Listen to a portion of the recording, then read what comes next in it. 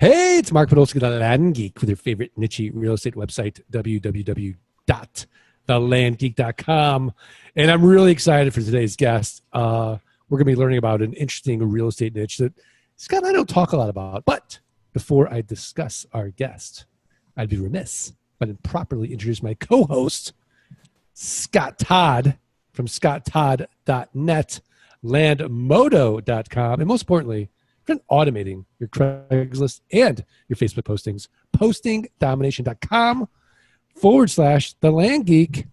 Scott Todd, how are you? Mark, I'm great. How are you? I'm great. Are you ready for our guest? I cannot wait to learn more about this topic. I can't either. And I just want to remind all the listeners that today's podcast is sponsored generously by landmodo.com. They are destroying the land sites, by the way. Land and Farm is calling me in a panic. Lands of America calling me in a panic.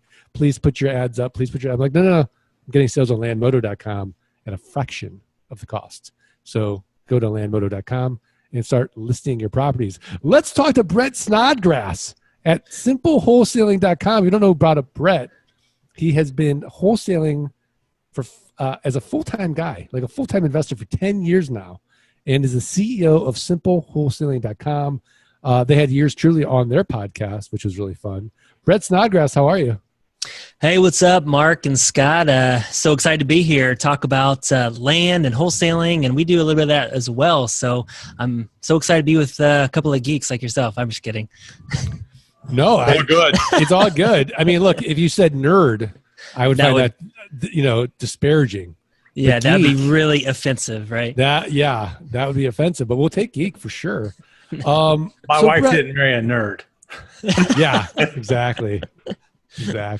So Brett, let's rewind the tape. Let's go back 10 years.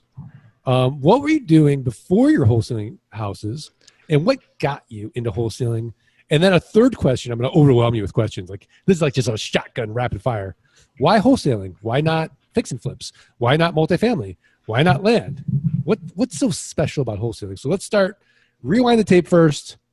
How you got into it, and then why you got into it. Yeah, awesome, Mark. Thanks for asking. And I can answer all those questions to my knowledge and very well. So basically, I'll just start back. I've always been an entrepreneur, always just had a heart for entrepreneurship. I remember even when I was a kid, I would count my quarters and my piggy banks and just see how much money I had. When you put a dollar amount to something, I always was interested in math, always interested in numbers. And in elementary school, I used to buy and sell candy and buy and sell gum during lunch. That was my very first business. And just, I'd buy a pack of gum for $1 and sell a piece for, or actually I buy a pack of gum for 25 cents. I sell a piece for 25 cents. So that was my first profit. And so kind of moving forward, I just always had that knack, always wanted to be an entrepreneur.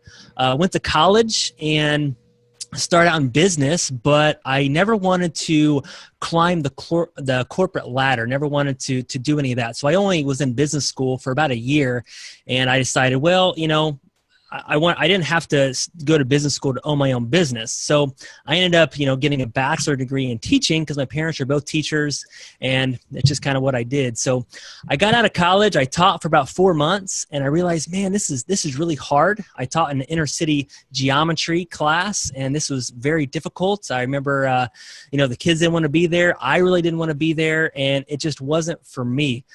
So I kind of moved home, and I was about 25, 26 years old. And I just started studying how to be an entrepreneur. Got a couple of books, got Rich Dad, Poor Dad by Robert Kiyosaki, read, The Millionaire Next Door. I read The Millionaire Real Estate Investor, and I knew that I wanted to do real estate. A lot of these guys had built their wealth with real estate. So I said, I got to get into this. I don't know how, but I'm going to do it. So my dad introduced me to a land developer. So you guys are going to love this from the Land Geek podcast. A land developer, and what he did was he would buy these large pieces of land. I'm talking 50 acres, 100 acres, 200 acres in southern Indiana, and he would want bird dogs basically to help him find pieces of land for him to buy. And he would basically pay us 10% of how much he bought them for. So That's what I did. I worked straight commission for him. And I remember I was getting ready to help him buy, it was about 100 acres. And me and my dad were both partnering on this deal. And the commission was $14,000. And I've never seen, $14,000. I was going to get 7. Dad was going to get 7. And I remember my dad telling me, he was a teacher for 33 years before this. He said he had never had a time in his life that he had more than $5,000 in his bank account. And that really resonated with me. So here I am, Dad's getting ready to make 7, more money than he's ever had before in his life. I'm getting ready to make $7,000, more money than I've ever had in my life to get this land commission. We did the commission, we did that deal, and here I am on my way. I got $7,000. Dad had $7,000. I spent a little bit of it, but I wanted to, do it on my own. So I was scouring the internet one night looking for houses to buy, and this was back in 2007. And I found this house in Youngstown, Ohio. I've never been to Youngstown, Ohio. I don't know anything about Youngstown, Ohio, but all I know was this house was only $9,000. And I decided, Dad, I got about, we got this big commission check. I got about $5,000 left. You got about $5,000 left. Let's buy this house in Youngstown, Ohio. Sounds like a great idea. $9,000. And he's like, yeah, let's do it. So we bought this house for $9,000. I drove all the way to Youngstown, Ohio, about 6 hours, and I cleaned up the house. And we didn't have any money to fix it up after that. I'd already spent $5,000. Dad spent his $5,000, and we didn't have any more money left. So we decided to market it. We marketed it on all the websites, online, wherever we could market it, put up signs, did whatever we could to sell this house. And we sold it for $15,000, and we made about $6,000, split it between us. And I knew, wow, I have a business here. If we could do this with 1, could we do it with 10? Could we do it with 100 or 1,000?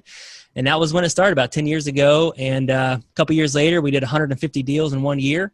And that was kind of how it all started today. Scott Todd, what do you think of that? Well, I like it. So let's fast forward to today, right?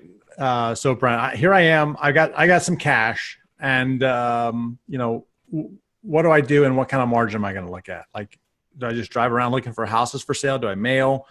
Do I go to realtors? What am I doing? And then where am I? Where am I connecting the next piece? Yeah, so we teach our local real estate meetup to new wholesalers. So we teach a lot of the education piece of what wholesaling is and how we go about doing it. So the market's changed a lot.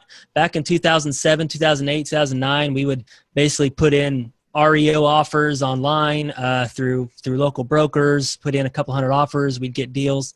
That didn't last too long, last about a few years. And then we had to kind of reinvent ourselves. And then there's kind of let me take you through my journey a little bit after that. So I was watching HGTV shows, and we decided, you know what, this wholesaling thing really isn't working anymore because we can't buy any more bank-owned properties.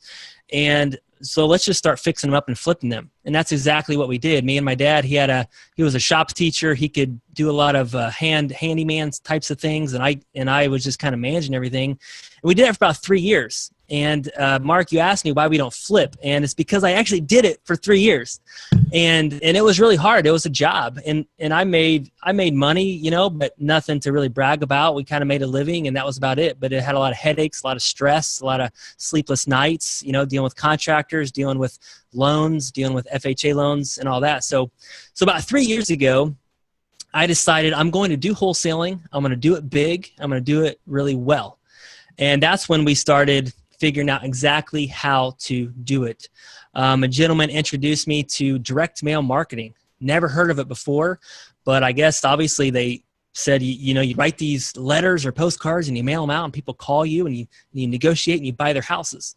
And I said, that sounds like the stupidest idea I've ever heard of, but I want to do it and other people are doing it. So let's try it.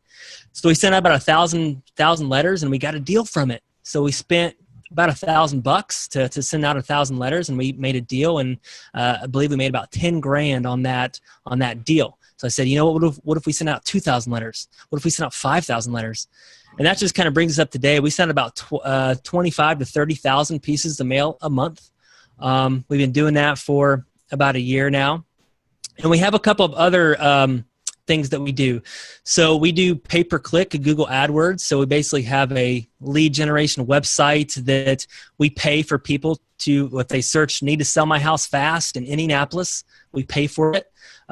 our website pops up, they click on it, we pay for that, and then we get about 2 to 3 deals a month that way. But a huge one right now is Facebook. We've been doing that for about 6 months. And so what we do is the same thing as pay-per-click. We put ads on Facebook. We can really target our ads because Facebook has it super dialed in. They have data on everybody. So we can find, if I want to find, hey, I want to send this ad out to somebody who enjoys rock music and likes to play golf and they don't have very good credit score, I can target them on Facebook. And that's what we do. So we've been getting a few deals a month through Facebook. Those are our 3 probably top lead generation sources. If somebody were just getting started, our number 1 is still direct mail to this day. So I would get a list, mail to it. You talked about driving around. We call that driving for dollars. That's the best way to get started. So you can really target your list and find out, who you really want to mail to. That's a few of the things that we do to build leads.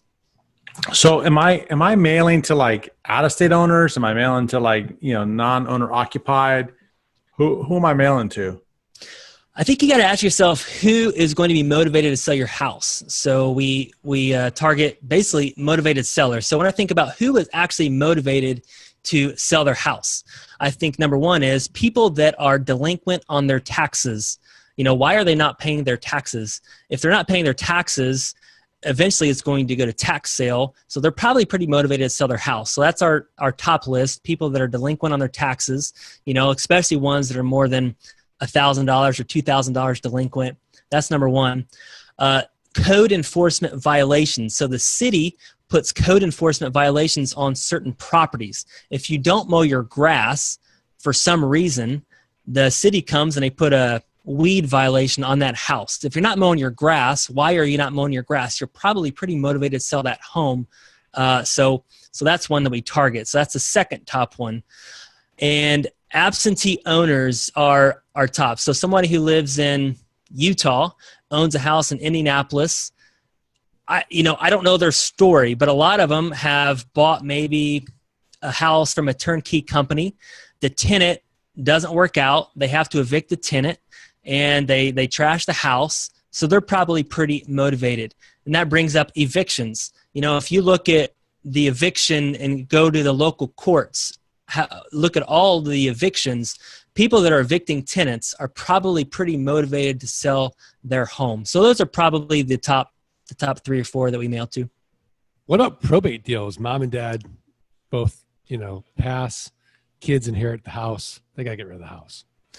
Yeah, that's another one, top one. We actually have a specialist company that's called Postal Impact that they help us. That's just what they do. We only use them to mail to probate. We update it every month, every other month, and we mail to the probates. There's another website called Successor, and you guys might know a lot of my acquisition team deal with this, but Successor Data, I believe. .com is another one. You can get people that have inherited a home. But yeah, we buy a lot of homes from people that, mom or dad just passed and they don't know what to do with it. And they would rather have, a check than the house. And they want to sell it fast and they don't want to deal with it. So that's another motivated list. So what was that site? Successor.com? Successordata.com. Successordata.com. Yes. Scott, have you been on that site? I'm on it right now.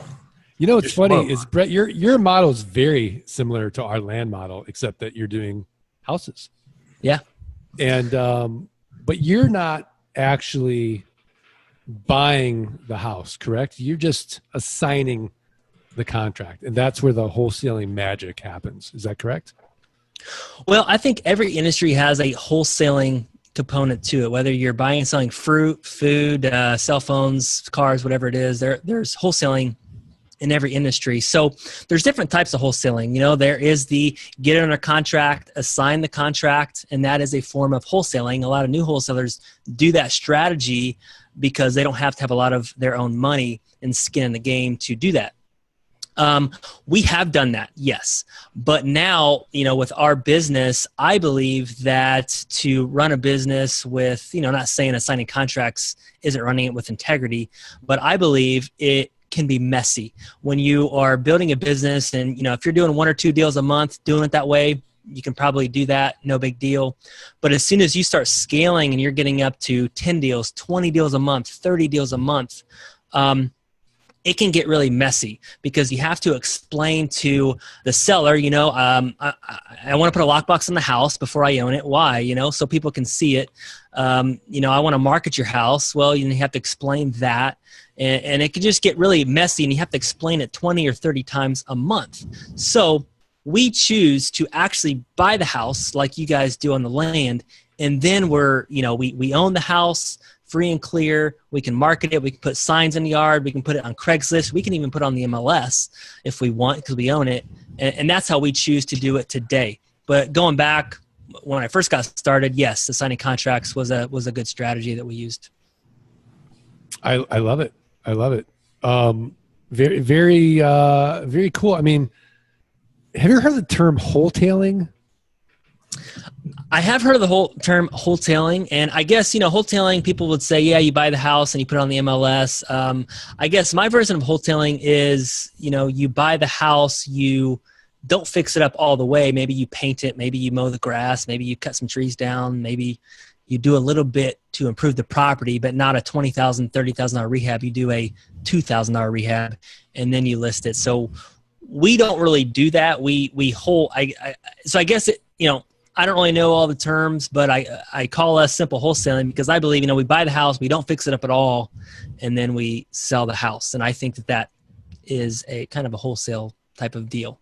So, Scott Todd, what do you think of this model? I mean, why don't we do this for houses? Well, I'm thinking about right now. I'm pulling some data right now, Mark. I mean, you're interviewing, and I'm like taking action back here. Scott's mailing right now, by the way, because with LG Pass, we have it so automated. We can just upload a list, and the mailings will go out. I mean, I think that I think that when you think about like that one piece, I mean, essentially, Mark, it doesn't. I mean, there are houses, I think, in every city that are very, very affordable, right? So, like, I just did a quick scan of my area. I mean, there's houses that you can buy for $20,000, $30,000. They may not be the best condition. Flip it handyman special or something else, and man, you're in business. Yeah, I mean, houses. Yeah, it's and I live in Indianapolis, so Indianapolis, our bread and butter is $20,000 to $50,000 houses. It's not LA, it's not out west, it's not in the sand states, but that's what we do. We buy it for 20, we sell it for 28 all day, and that's pretty much and we'll do. I don't talk a lot of numbers, but we'll probably do about a few hundred deals like that this year. And and it's awesome. But the grass is always greener. Land, we actually started doing land and listen to your guys' show a little bit, listen to some other land shows. And we've gotten into that because, I think land is very attractive just from the fact that you don't have to worry about it burning down. People can't really mess up land. We have people that, like, for example, quick story. We bought a house for $52,000 last week. I sent my property manager over there, and it had a tenant in it, and they had moved out. So I said, hey, I want you to go to this property and just check it out. So he goes over to this property, and somebody had literally stole all the exterior doors to the property. So we have a house that has no doors. And why? They didn't steal anything else, but they just stole the exterior doors, which is kind of weird. But we just had to mess with that, Now I had to hire somebody else to go put a new door on, and just kind of crazy. So you don't have to deal with that on land. But yes, you can buy $20,000, $30,000, $50,000, and and the good thing about it is you can build up a buyer's list. So our top buyer buys, we do about 25, 30 houses a month. Our top buyer probably buys 10 of those every month. So you can really get a good scalable business because you can feed him. He's paying the bills. And then, we get a couple other people like that, and it's a huge business. So besides the physical aspects of the business, which isn't the best, what about the money side of it? Because you're going to need, if you're doing 25 houses, that's 25 times 20,000. We're talking $500,000 a month that you've got to deploy, and you've got to have the speed of closing fast. So where does that $500,000 a month come from? Well, obviously I've been doing this for 10 years and I'm a very simple man. Don't buy, I own a lot nicer houses on the investment side than I actually live in. I live in about a $100,000 home and drive used cars. So I don't really spend a lot on myself. So a lot of the money that we do make, we put it back into the business, take 20 grand a month, 30 grand a month, times the last 5, 6, 7, 8 years. And just kind of, so we use a lot of our own resources, number one. And then number two, I have a lot of private investors, through the years, just kind of word of mouth. I go to my local RIA meetings. I tell people what we're doing. I said, hey, I'm looking for private individuals that want to invest. These aren't traditional banks. These are mom and pop, just investors that have 100 grand, 200 grand, 500 grand sitting in an IRA, sitting in a checking account. For example, one of our top private investors is a doctor, and I don't know how much money he has, but it seems like it's unlimited. But he, I use him as private investment money, and he charges a rate, and we pay him interest upon that. So our own money mixed with private investors, that's how we come up with the resources. But again, if I was just getting started and I didn't have those resources, I would partner with somebody that has those resources, or assign contracts until you can get those resources.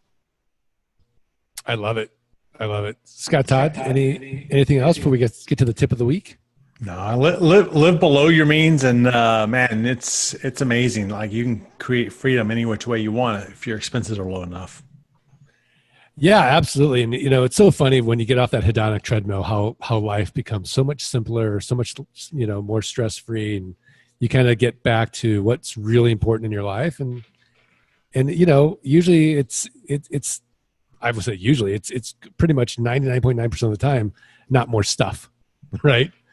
It's going to be experiences and all that type of stuff. So not to digress, but I'm really getting into like stoicism and like philosophy about all this. So it's really interesting.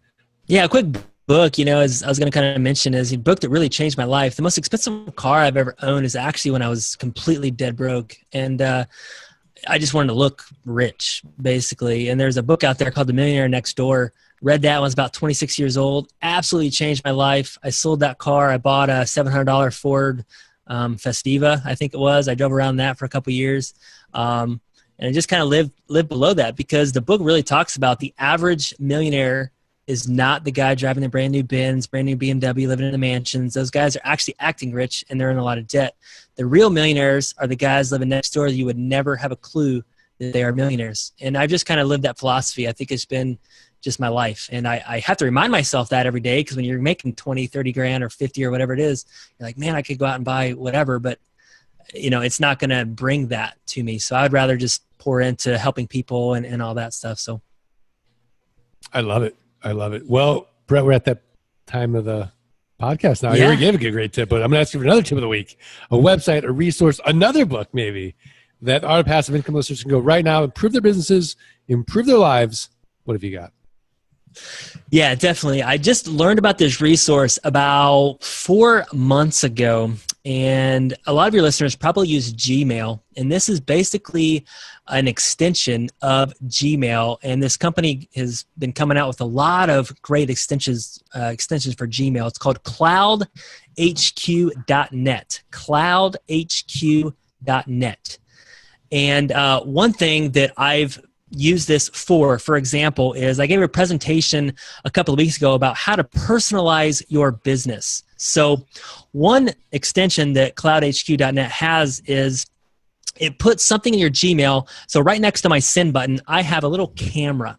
I click on that camera, and it actually pulls up on my laptop the video, and I can create a video to that person and kind of talk to them. Now, you can do this with a lot of different softwares, I know, but when you do this, it takes that video and embeds it right into the email. So I don't know about you guys, but I hate writing long emails. I'm kind of a 4-sentence type of guy. I don't really like reading long emails, but if I can do a quick 1-minute video, number one, it's more personal. Number two, it's so much faster. And number three, I don't have to click here, do the video here, upload it to Google Drive, upload it here, embedded the link into here. It does it all for you. So for example, we were having a tough time getting reviews. Google reviews, Facebook reviews, Better Business Bureau reviews, and we're trying to build up our reviews. I would email everybody links. Everybody would say, yeah, we had an awesome experience with your company. It's been great. I said, great, leave me a review. Crickets, nothing. So I started implementing this video thing. So now I say, hey, I hate leaving reviews. I know that you do too, but this really helps our business. And I'm able to talk to them for 1 minute. It brings my personality out. It's more personal. And last week I tried this. I sent 5 video emails out to people that we bought a house from or sold a house to, and we got 5 out of 5 reviews, 100%. So number one, it's more personal, and it just is so much easier. And Cloud HQ has other resources too. So like they have the video extension. They have a screen share. So if you have a VA or you have an assistant that is not in your office, let's say they have a quick question about your list, saying, hey, I don't really know how to do this list. You can, again, do a screencast share. So it's going to record your screen. You tell them how to do it really quick, and then embeds it right into the email.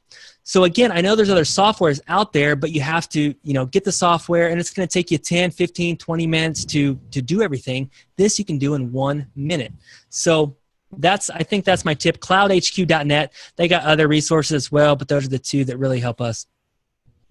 I love it. I love it. I use Cloud HQ, and I also love the video thing. And if you want to do audio, Brett, sometimes it's quicker even just to do audio. Like let's say you look like me right now and you haven't showered. And you don't want to do a video. Clip, CLYP, is a great app on the phone. Record a quick video, email it out. It's real personal. It sounds great. So that's a great tip. Awesome. Scott Todd, what's your tip of the week?